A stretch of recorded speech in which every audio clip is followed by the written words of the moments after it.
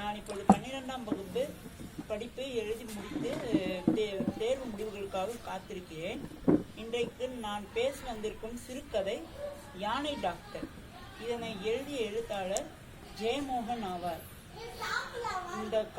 இந்த புஸ்தகத்தை ஜெயமோகன் அவர்கள் தன்னை ஒரு வன அதிகாரியாக உருவகப்படுத்தி கொண்டு எழுதுகிறார். இந்த புஸ்தகத்தில் அவரது பெயர் ஜெயம். இவர் இந்த கதையில் வரும் 3 முக்கிய கதாபாத்திரங்கள். இந்த ஜெயம், யானை டாக்டர் என்று அழைக்கப்படுகின்ற டாக்டர் வி கிருஷ்ணமூர்த்தி, மாரிமுத்து. இந்த கதை ஆரம்பிக்கும் பொழுது காலையில் அவருக்கு ஒரு தொலைபேசி எண் வருகிறது. 6 மணிக்கு வருகிறது. அப்பொழுது அவருக்கு எரிச்சல் ஏற்படுகிறது. ஏனெனில் அப்பொழுது ஏப்ரல் மே மாதங்களை தவிர மற்ற மாதங்களில் எல்லாம் பனிக்காலமாகவும் மழைக்காலமாகவும் இருக்கும். இந்த கதை நடைபெறும் இடம் டாப்ஸ். அதனால் மற்ற அதிகாரிகள் எல்லாம் இரவு 7 மணிக்கே தூங்க சென்று விடுவார்கள். ஆனால் இவர் இரவு 9 மணிக்கு மேல் அவரது ஜீப்பை எடுத்துக்கொண்டு ஒரு காட்டை சுற்றி வருவார்.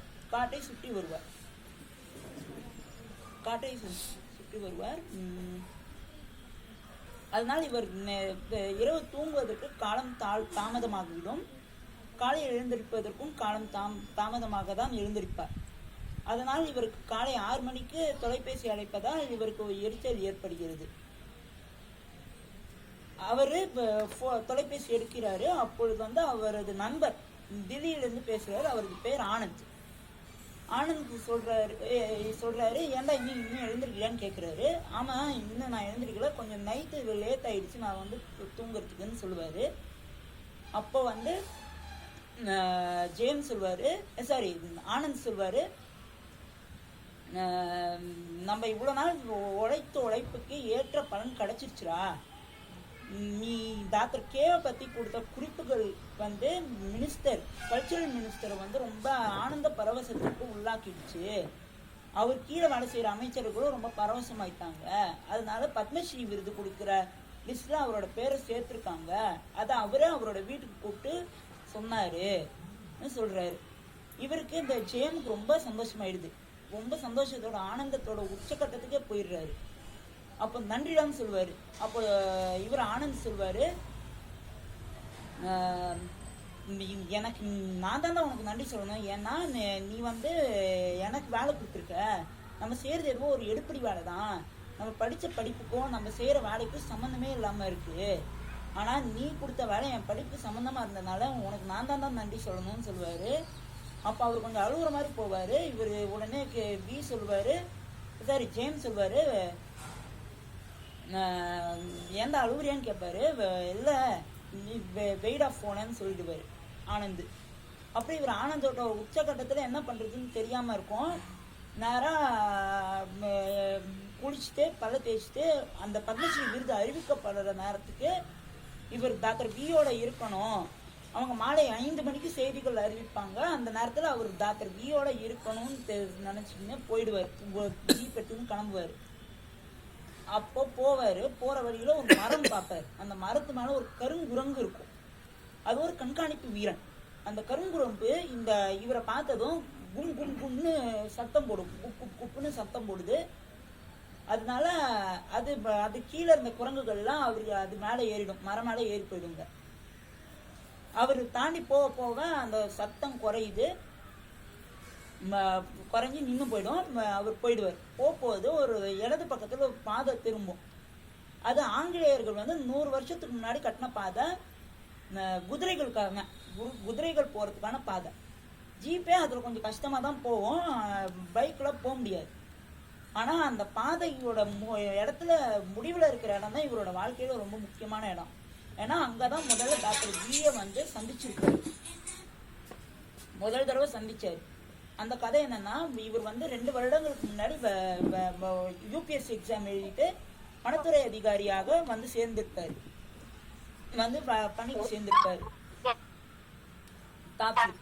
முதல்ல 1 வருடம் குன்னூர்லயும், 8 மாதம் களக்காடுலயும், 2.5 மாதம் கோயம்புத்தூர்லயும் வேலை செஞ்சுட்டு டாப் ஸ்லிப்புக்கு பணிக்கு சேர்ந்திருப்பாரு. அப்போ வந்து 4 நாட்கள் அவரோட அலுவலகத்தை வந்து தெரிஞ்சுக்கிறதுலே போயிடுது. மற்றபடி அவர் எந்த வேலையும் பெருசா இல்லை. ஒரு நாள் அவருக்கு ஒரு செய்தி வருது. அதுலேருந்து தான் அவரோட வேலை ஆரம்பிக்குது. என்னன்னா, ஒரு யானையோட சடலம் வந்து மலைச்சரிவுல கண்டுபிடிக்கப்பட்டிருக்கு. அது உங்களோட தலைமை அதிகாரிகளும் உங்களோட சக பணியாளர்களும் போயிட்டாங்க, நீங்க போகணும் மாரிமுத்து வந்து சொல்லுவாரு. இவருக்கு குளிச்சுட்டு போவார், பல தேய்ச்சிட்டு குளிச்சுட்டு கிளம்பி போறாரு. ஆனா அதோட முக்கியத்துவம் என்னன்னு தெரியாது, அந்த செய்தியோட முக்கியத்துவம். அதனால போற வழியில காட்டு எருமைகள் புல் மேயறதெல்லாம் பார்த்துட்டு அப்படியே போவார். போனா போதே துர்நாற்றம், அழுகி போன அந்த துர்நாற்றம் வீசும். அது தாங்க முடியாது, அவரோட உள்ளுறுப்புகள் எல்லாம் பரவ ஆரம்பிச்சிடும் அந்த துர்நாற்றம். அதனால அவருக்கு ஒரு மாதிரி ஆயிடும், கொமட்டி வர ஆரம்பிச்சிடும். ஒரு இடத்துல போய் ஜீப்பை நிறுத்திட்டு வாந்தி எடுத்தாரு. ஆனா அந்த அவரோட பலவீனத்தை தெரிஞ்சுக்க கூடாது யாருன்னு நினைச்சின்னு அவரோட சட்டையெல்லாம் சரிப்படுத்திட்டு போவார். வண்டி எடுத்துக்கிட்டு திருப்பி போவார். போனா அங்க எல்லாரும் இருப்பாங்க, இப்ப கீழே பார்த்துக்கிட்டு இருப்பாங்க அந்த மலைச்சரிவுல. இவர் வண்டியை நிறுத்திட்டு போது எல்லாரும் கைக்குட்டையில ஒடிக்கலாம் தடவின கைக்குட்டையை மாட்டின்னு இருப்பாங்க. இவருக்கும் ஒண்ணு கொடுப்பாங்க. அதை அவரும் வச்சுக்கிட்டு போவார். கீழே பார்த்தா என்ன முதல்ல என்னன்னு தெரியல, ஒரு வயதான மனிதர் பூட்ஸ் ஷூ போட்டுக்கின்னு அங்க ஒரு மலை சரிவுல கீழே ஒரு சேர் மாதிரி இருக்கிற இடத்துல இருப்பாரு, நின்று நிற்பாரு. ஏதோ வேலை பண்ணி நிற்பார், வேலை பண்ணி நிற்பார். அப்புறம் தான் அவருக்கு புரியுது என்னன்னா, அது ஒரு யானையோட அழுகிய சடலம்னு. ஏன்னா அதோட தலை துதிக்கை வந்து அந்த சேருக்கு கீழே இருக்கு, அதோட கால்கள் நல்லா விரிந்து இருக்கு. அந்த சேரு அழுகி போனதுனால அவரோட அந்த உடல் வந்து, அந்த யானையோட உடல் வந்து கொப்பிடிச்சு நிற்கு சேரு மாதிரியே.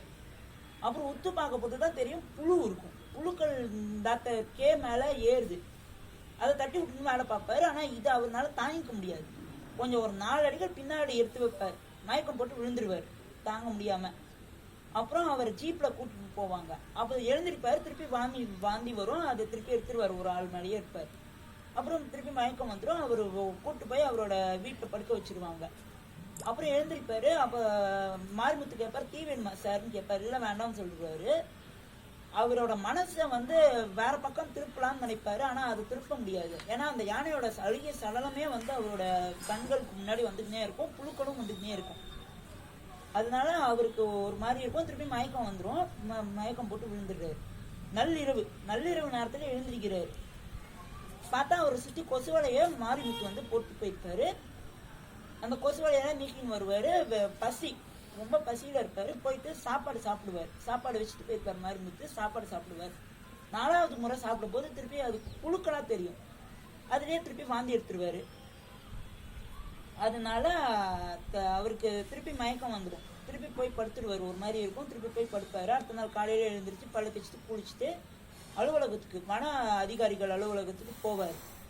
போனா அங்க எல்லாருக்கும் கேட்பாரு, டாக்டர் யானை டாக்டர் யாருன்னு கேட்பாரு.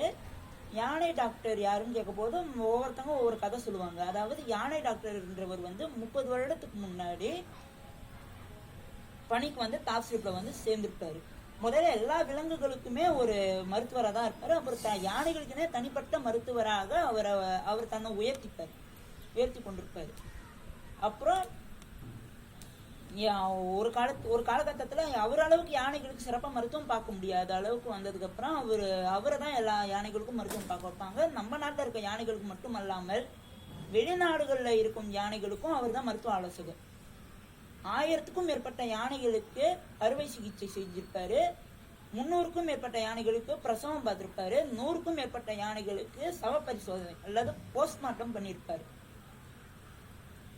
அது மட்டும் அல்லாமல் அவரு இப்போ இருக்கிற சவ பரிசோதனை, யானைகளுக்கான சவ பரிசோதனை முறையை உருவாக்குனதே டாக்டர் கே தான். அது மட்டும் அல்லாமல் இப்பொழுது முதுமலை யானை முகாம்ல நடக்கிற, ஒவ்வொரு வருடமும் நடக்கிற யானை புத்துணர்ச்சி முகாமுக்கு வித்திட்டவர் இவர் தான். அதை பத்தி பின்னால் காண்போம். இவர் வந்து யானைகளுக்கு மருத்துவரா இருக்கிறதுனால இந்த உலகத்துல இருக்கிற எல்லா யானை டாக்டர்களும், யானை விஞ்ஞானிகளும், யானை விரும்பிகளும் அவங்க நூல்கள்ல இவரை பற்றி குறிப்பிட்டிருப்பாங்க. மிக முக்கியமாக உலக புகழ் வன ஆவண நிபுணரான ஹாரி மார்ஷல் அவர்கள் இவரை பற்றிய ஒரு ஆவண தொகுப்பை பிபிசி தொலைக்காட்சிக்கு எடுத்து கொடுத்திருப்பாரு. அப்புறம் அவருக்கு இவரை பார்க்கணும்னு ஒரு ஆர்வம் உண்டாகுது. ஒரு தடவை ஒரு வன முகாம் காவலர் முகாமுக்கு செல்ல போது அவருக்கு வந்து யானை டாக்டரை பாக்குறாரு. இவர் சிரிச்சுட்டு போறாரு. யானை டாக்டர் இவரை பார்த்து சிரிச்சுட்டு போறாரு. ஆனா இவருக்கு நன்றி ஒரு மரியாதை செலுத்தல. அவர் போனதுக்கு அப்புறம் தான் தெரியுது, நான் ஒரு மரியாதை செலுத்தலையே, ஒரு நன்றி செலுத்தலையே, எவ்வளவு பெரிய முட்டாள் நானு நினைச்சுப்பாரு. அப்புறம் அவருக்கு அந்த மன உறுத்தல் இருக்கும். தினமும் மானசீகமா நேரம் சந்திக்க முடியாதனால மன்னிப்பு கேட்டுனே இருப்பாரு. ஆனா அந்த கடவுளோட அனுகிரகத்தால அவருக்கு யானை டாக்டர் நேரம் சந்திச்சு பேசுற வாய்ப்பே கிடைக்குது. அதுதான் அவரோட முதல் சந்திப்பு, நேரம் பார்த்து பேசுற சந்திப்பு. அதாவது அவர் என்ன பண்றாரு, ஒரு நாள் காட்டுக்குள்ள ஒரு சுற்றுப்பயணம் மேற்கொள்ள போது ஒரு ஹான்பில் பறவை பாக்குறாரு. அது ஒரு ஆண் ஹான்பில் மரத்து மேல மர உச்சியில இருக்கு. அப்ப அவர் யூகிக்கிறாரு கீழே ஒரு பெண் ஹான்பில் இருக்கணும்னு. ஒரு செடிக்குள்ள இருக்கு. அதுக்குள்ள போய் பார்க்கலான்னு போறாரு. பாத்துடுறாரு. அதை ரசிக்கிற நேரத்துல அவரோட உடல் திடீர்னு எரிய ஆரம்பிக்குது, அரிக்க ஆரம்பிக்குது. என்னன்னு பார்த்தா அது ஒரு விஷச்செடி. அதாவது அதோட பேர் வந்து செம்மருட்டி. அது பற்றுச்சுதான் அவ்வளவுதான், உடல் எல்லாம் எரிய ஆரம்பிச்சிரும். அதனால அவரு மாரிமுத்துன்னு கூப்பிடுவாரு. மாரிமுத்து பக்கத்துல இருக்கனால மாரிமுத்துன்னு கூப்பிடுறாரு. உடனே வருவாரு. என்னன்னு கேட்பாரு. நான் செம்மருட்டிக்குள்ள போயிட்டேன், எனக்கு உடம்புலாம் எரியுதுன்னு சொல்லுவாரு. சரி நம்ம போய் யானை டாக்டரை போய் பார்க்கலாம், அவர் உடனே எதனா ஒரு மருந்து கொடுப்பாருன்னு சொல்லுவாரு. இல்லையே நம்ம வேற யாரா ஒரு மருத்துவரை போய் பார்க்கலாமேன்னு சொல்ல போது, இல்ல வேண்டாம், நம்ம அதுக்கு டவுனுக்கு தான் போகணும், அது ரொம்ப நேரம் ஆகும், அதனால உங்களுக்கு எரிச்சல் அதிகமாயிடும், அதனால வேண்டாம்னு சொல்லிடுவாரு. சரின்னு கூப்பிட்டு போவாரு. டாக்டர் கிட்ட போகும்போது டாக்டர் ஏதோ வேலை பார்த்து நிற்பாரு. அப்போ இவரை பார்த்ததும் மாரிமுத்தை பார்த்துட்டு எதுக்கு இங்க வந்திருக்கீங்க, என்ன எதுக்கு வந்தீங்கன்னு கேட்க போது இவர் அணை டாக்டர் இவர் மாரிமுத்து சொல்வாரு, செம்மறி டிவியில போய் புகுந்து உடம்புல எரிச்சலா இருக்கு நம்ம வன அதிகாரி ஐயாவுக்கு, அதனால நீங்க மருத்துவம் பார்க்கணும்னு சொல்ல போது சரி கூப்பிட்டு வாங்கலன்னு கூப்பிடுவாரு. போவார். நான் இன்ஜெக்ஷன் போடவான்னு கேட்பாரு. இல்லை வேண்டாம் சார்ன்னு சொல்லுவார். அப்போ ஒரே ஒரு முறை இருக்கு, நான் அதை உனக்கு கற்றுக் கொடுக்குறேன், அதை நீ பண்ணுன்னு சொல்லுவார். என்னன்னா, உனக்கு உடல் எரியிற இடத்துல நீ சொரியாம அதையே உத்து கவனி, அப்போ கவனிக்க போது அந்த எரிச்சல் 1 மணி நேரத்துக்கு மேலே கம்மியாயிடும் சொல்லுவார். சரி சார்ன்னு சொல்லுவார். திருப்பி நான் இன்ஜெக்ஷன் போடவா வேணாமான்னு கேட்பார். வேணாம் சார் நான் அதை கவனிக்கிறேன்னு சொல்லுவார். அதுதான் அவரோட ரொம்ப முதல் சந்திப்பு. அப்போ டாக்டர் கேட்பாரு, நீங்க எதாவது புழுக்களை பார்த்து மயங்கிட்டீங்கன்னு கேட்பாரு. ஆமா சார் நான் தான் மயங்கிட்டான்னு சொல்லுவார். இவர் ஜெயம் வந்து ஒரு மன அதிகாரி. ஜெயம் சொல்லுவாரு. அப்போ உங்க வீட்டுல ஒரு வண்டு பார்த்துருக்கீங்க, அது கூட உங்க தத்துல வந்து விழுந்திருக்கும். ஆமா சார் என் தத்துல விழுந்திருக்கு, நான் வந்து அதை நான் வெளியில போயெல்லாம் போட்டிருக்கேன், அதை நீங்க மதிக்கிறீங்களே, அது ஒண்ணுமே பண்றது இல்லையே, நீங்க புழுக்களை பார்த்து வைப்பீங்க, அந்த பண்டோட கை குழந்தைகள் தான் புழுக்கள், அதனால நீங்க அதை பார்த்து அருவறுப்பு படாதீங்கன்னு சொல்லுவாரு. சரிங்க சார்ன்னு சொல்றாரு. அப்ப ஜெயம் அவர்கள் வாழ்க்கையில ஒரு புதிய பாடம் அவருக்கு ஏற்படும். அப்புறம் டாக்டர் கேவோட அவர் நிறைய வேலைகள் பார்ப்பாரு. அதாவது யானைகளுக்கு சிகிச்சை பண்றது, மானோட புழுக்கைகளை வந்து சேகரிச்சு கோயம்புத்தூருக்கு ஆய்வுக்கு அனுப்புறது, யானைகளை பத்தி குறிப்புகள் எடுக்கிறது, டாக்டர் கே கோசம் அதெல்லாம் பார்ப்பாரு.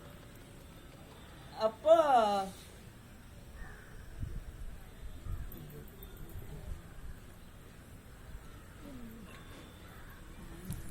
வருங்க சார், உங்கள் ஃபோனில் இருக்கட்டுமா? பேட்டரி கொஞ்சம் கம்மியாக இருக்க மாதிரி இருக்குது.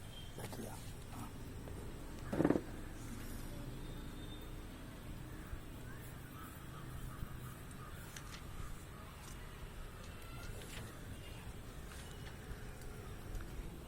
அப்போ டாக்டர் கே சொல்லுவாரு, மனிதனுக்கும் மிருகங்களுக்கும் இருக்கிற ஒரு தொடர்பு, ஒரு வித்தியாசத்தை சொல்லுவார். என்னன்னா, மனிதன் வந்து வலி ஏற்பட்டுச்சுன்னா அலறுவான், ஆனா விலங்குகள் அப்படி கிடையாது. அது உதாரணமா யானைகளே வந்து வலி ஏற்பட்டுச்சுன்னா அதோட கண்களை சுருக்கி இருக்கும், ஆனா அந்த நேரத்துல மனிதன் அலறி கதறுவான்.